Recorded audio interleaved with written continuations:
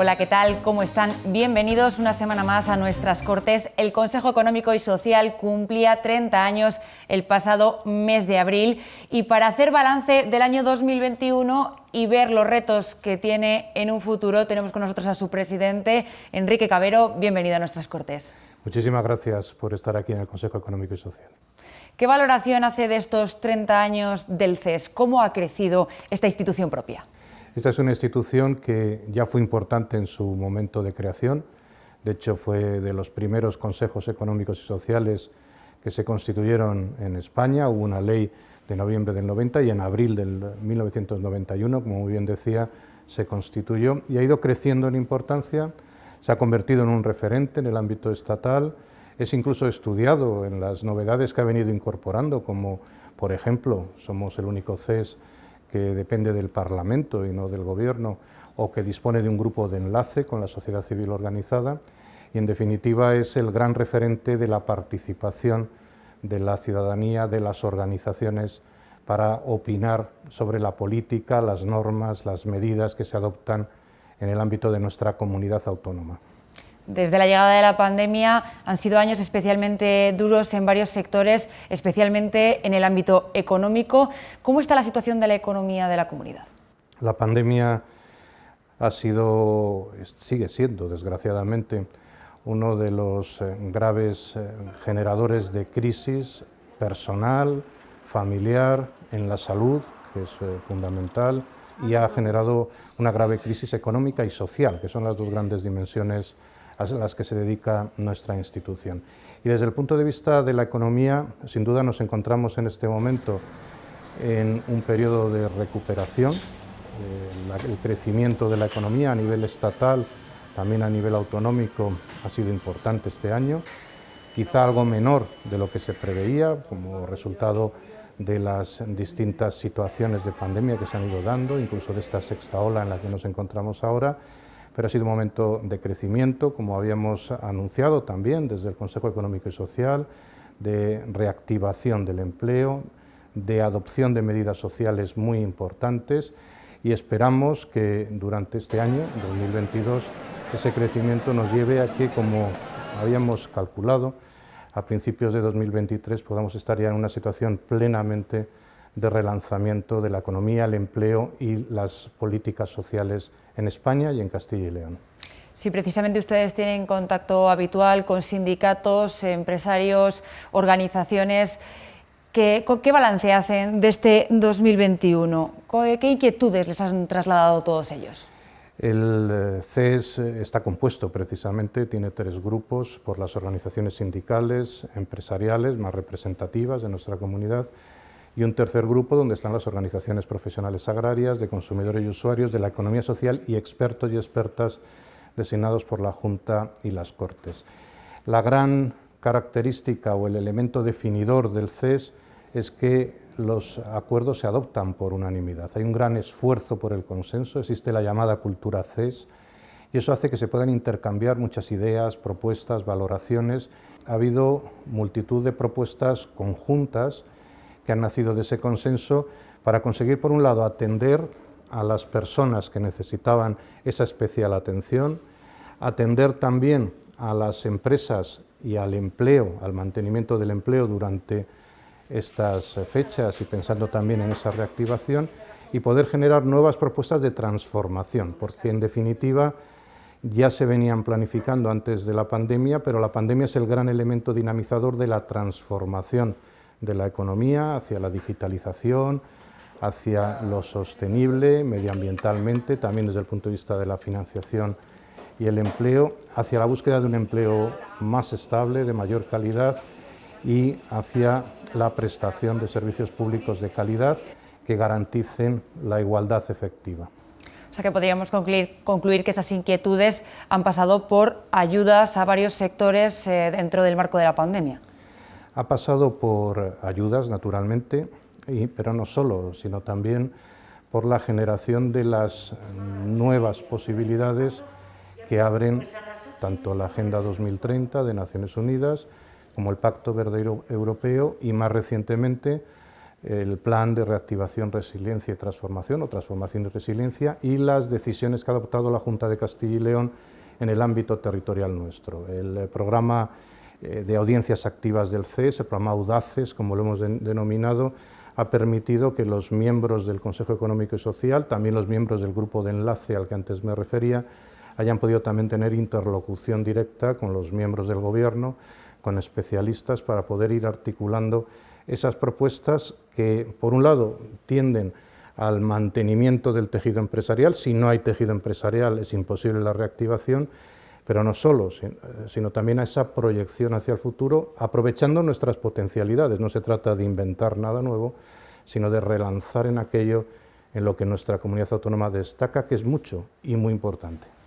Ustedes también hacen llegar recomendaciones al Ejecutivo sobre varios aspectos, en este caso imagino que sobre la crisis tanto económica y social que estamos viviendo. ¿Cómo de receptivo es el Ejecutivo a la hora de adoptar esas recomendaciones que le traslada el CES? El interés, la receptividad de los grupos parlamentarios y del Gobierno es muy alto. Afortunadamente, los documentos que se generan desde el CES, conocedores además de que se hacen por un amplio consenso, como decía antes, son muy valorados y en general se tienen en cuenta las recomendaciones. Es verdad que nuestras recomendaciones son muchas, son exigentes y no solo son recomendaciones para el momento inmediato, sino que tienen una perspectiva de proyección en el medio y largo plazo, que es una de nuestras funciones fundamentales. Pero en cualquier caso, no es que pueda decir que todo lo que decimos, ni tendría por qué ser así, el Gobierno o las Cortes lo aceptan plenamente, pero sí que hay un amplio seguimiento y un gran respeto institucional por lo que se propone, por lo que se recomienda, por lo que se informa desde el Consejo Económico y Social. También me gustaría preguntarle por los Objetivos de Desarrollo Sostenible. El CES ha mostrado en varias ocasiones su compromiso con ellos. ¿Qué aspectos concretos habría que cambiar a nivel social y a nivel empresarial para poder cumplir estos objetivos? El Consejo Económico y Social constituyó en finales de 2019 una nueva comisión de trabajo, que es una comisión transversal, precisamente para la Agenda 2030 y para el Pacto Verde Europeo. La pandemia que ha venido a reforzar los planteamientos que internacionalmente se habían hecho, reconstruir, por un lado, el concepto de globalización que se había ido acuñando y, por otro lado, es un modelo nuevo de actividad económico-productiva y de prestación de políticas sociales, de servicios sociales, de políticas de igualdad efectiva. Lo que se pretende es que las decisiones que ahora se adoptan no sean parches de lo que teníamos previamente, no es una vuelta atrás, sino es una transformación hacia un modelo sostenible. Esta es la gran palabra, que no es una palabra mágica, es una palabra científica. Es la sostenibilidad ambiental, pero no solo es la ambiental, es la política, es la social, es la económico-financiera, es la presupuestaria, es la de gestión. Nuestras empresas pueden ser más competitivas, podemos tener más y mejor empleo, podemos conseguir una mayor prestación de servicios a la ciudadanía desde un parámetro que pueda seguir creciendo hacia el futuro sin necesidad de mirar hacia el pasado y a la vez que sea mantenible en el tiempo, que en el fondo ese es el gran debate, qué es lo que se puede mantener y qué no. Sí, precisamente a la hora de cuidar el medio ambiente y frenar ese cambio climático, ¿cómo pueden las empresas adaptarse su modelo productivo para, por ejemplo, contaminar menos? Depende de qué tipo de empresas, naturalmente. Hay empresas de grandes dimensiones que tienen una gran capacidad de gestión y financiera y, por tanto, están adoptando sus medidas en ese sentido. También la sociedad lo exige, los consumidores, los usuarios, la ciudadanía en su conjunto. El tejido empresarial de Castilla y León es un tejido predominantemente de pequeñas empresas, pequeñas y medianas, tendiendo a pequeñas, y necesita, por tanto, un respaldo adicional de los poderes públicos, evidentemente. Un respaldo adicional desde varias perspectivas.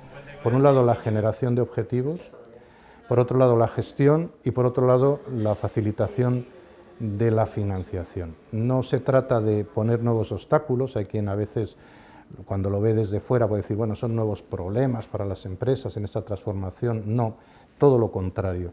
Es dar nuevas posibilidades para que las empresas sean más rentables, más competitivas y generen más empleo. ¿Por qué? Porque se van a ajustar a los ámbitos de competencia en los que trabajan y se van a ajustar más a las demandas reales de la sociedad y por ello de sus posibles clientes, de tal manera que estamos modernizando el tejido empresarial, estamos dando nuevas posibilidades de actividad económica y debe haber, y esta es una fórmula clave desde mi punto de vista, un gran ámbito para la colaboración y la iniciativa público-privada. Hay que romper prejuicios y hay que trabajar mucho más desde la iniciativa pública y privada coordinadamente. La comunidad también tiene otros retos, algunos no son nuevos, como por ejemplo la pérdida de población. ¿Qué se puede hacer ante la despoblación? ¿Qué hay que cambiar? Este es otro de los grandes asuntos que realmente no es un problema específico o una materia objeto de medida, sino que también es transversal, es toda la política la que debe ir dirigida a este asunto. Si no hay una actividad rentable que genere bienestar, que genere riqueza, que genere empleo, es muy difícil hablar de lucha contra la despoblación o de reto demográfico. Necesita buenas políticas públicas, servicios públicos, políticas sociales, y necesita decisiones también que vayan vinculadas a la natalidad, no en el concepto quizá más antiguo, sino en el concepto más actual, que está muy vinculado a la conciliación o compaginación o corresponsabilidad en las tareas familiares, a la búsqueda también de oportunidades para las personas más jóvenes, y todo ello es un conjunto que va unido, porque en definitiva se necesita actividad rentable, insisto, actividad rentable, que puede ser en el sector primario o en otros sectores, pero tiene que ser rentable. A veces hablamos de esa actividad sin pensar en la rentabilidad, y si no hay rentabilidad la actividad se extingue. ¿Que las personas se vayan de los pueblos es más una cuestión social y educativa o más económica y de empleo, o ambas? Yo creo que es un proceso que se lleva dando en decenios y que tiene que ver en un primer momento en una especie de desprestigio que se produjo del medio rural, porque interesaba, quizá ahí nos remontamos a finales de los 50, interesaba agrupar mano de obra en lo que eran los nuevos núcleos industriales en aquel momento, en zonas muy localizadas de la península, y creo que se han cometido grandes errores en este sentido. El medio rural necesita que se ponga de relieve sus grandes virtudes, que se prestigie porque lo merece, es un ámbito fundamental para la calidad de vida y lo demuestra permanentemente con gran tesón, con gran compromiso, y a su vez, vuelvo a lo que decía antes, requiere el medio rural actividad económica rentable, porque eso es lo que va a generar que se sitúe la población, que se recupere población, que pueda crecer esa población y que se den oportunidades a las personas más jóvenes. No se puede hablar de despoblación, de reto demográfico, de atracción, si no hablamos de todo esto que está usted planteando. Además de la despoblación, otro de los retos de la comunidad es el envejecimiento poblacional. Habría que apostar por la llamada Silver Economy. Yo hablaría más que de Silver Economy, hablaría de la economía de la longevidad.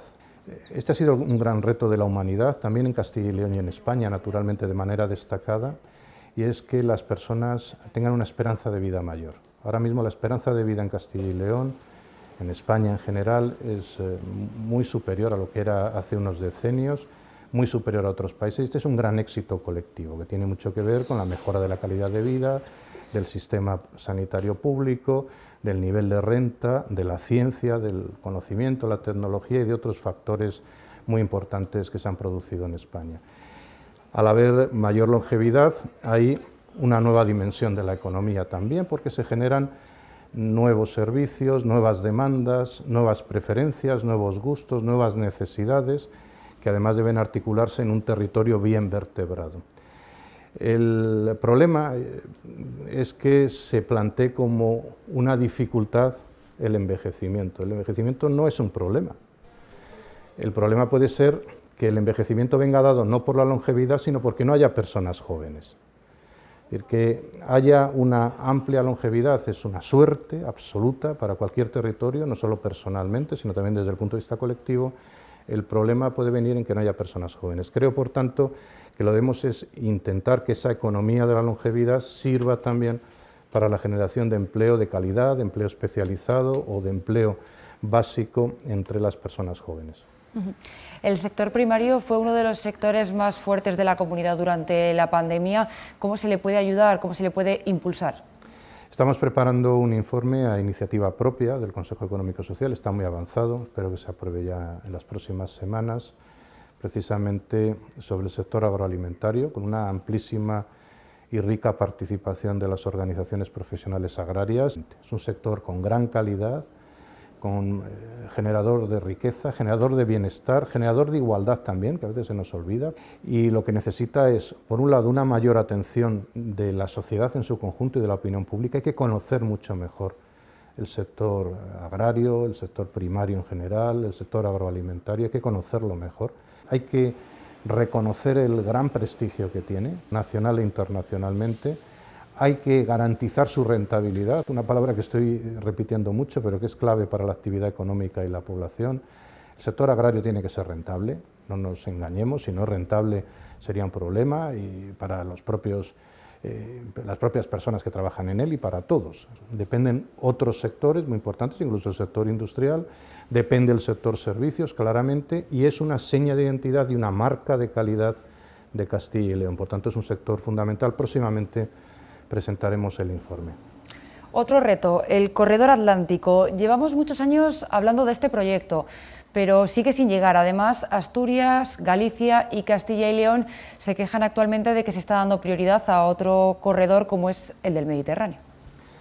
El CES de Castilla y León lleva años trabajando en este ámbito. De hecho, contribuyó a que se creara una red europea que agrupa a los consejos económicos y sociales de España por los que discurre el Corredor Atlántico, con los CES de Francia también implicados y con organizaciones portuguesas. Esta red ha sido relanzada de manera importante y finalmente se adoptó un acuerdo y una propuesta que ya es conocida por el Gobierno de España, por las comunidades autónomas y por las instituciones europeas, para que se relance de una vez el Corredor Atlántico. El Corredor Atlántico no es solo transporte, que ya de por sí sería importante, es además infraestructura, es conectividad, es digitalización, porque unido al Corredor Atlántico hay un proyecto importante de digitalización y es sin duda uno de los corredores más importantes de la Unión Europea, de hecho fue aprobado por la Comisión Europea. En definitiva, estamos intentando dar mayor visibilidad, hemos mantenido reuniones también con el Ministerio, estamos muy coordinados con la Consejería de Fomento y Medio Ambiente y otras organizaciones, porque el transporte de mercancías por ferrocarril en España sigue siendo muy bajo comparativamente con otros países de la Unión y este es uno de los grandes elementos de transformación de la economía. La logística, el transporte, la digitalización, el transporte respetuoso con el medio ambiente y las posibilidades ya no solo para que transcurran las mercancías, sino para que se genere actividad en la propia comunidad, es una gran oportunidad. Se ha hablado mucho del corredor mediterráneo, ciertamente, que es el otro gran corredor que estructura la península, pero no es que compitamos con él, es que son dos proyectos de igual importancia y es lo que nosotros reivindicamos, la igualdad de la importancia y la complementariedad de ambos. Ahora mismo tenemos la llegada de los fondos de nueva generación o conocidos como fondos europeos. ¿Castilla y León va a saber aprovechar bien ese dinero que va a llegar desde Europa? Yo espero que sí. Nosotros también estamos haciendo un seguimiento de este asunto. Las propuestas que se han formulado desde el CES son propuestas de intentar hacer una ejecución de los fondos lo más participativa posible para, por un lado, tener un buen diagnóstico de las necesidades, de la realidad y poderlos aplicar lo mejor posible. Es una gran ocasión para España en su conjunto, debe serlo también para nuestra comunidad autónoma, naturalmente, puesto que una financiación extraordinaria de esta índole jamás se había producido y tiene que ser la gran ocasión precisamente para relanzar esa iniciativa público-privada y para relanzar aquello en lo que somos especialmente importantes. A nivel de la institución, durante el ejercicio pasado elaboraron un informe propio sobre las oportunidades de innovación y desarrollo empresarial dentro del sector de la salud en Castilla y León. ¿Qué oportunidades tiene Castilla y León en este aspecto?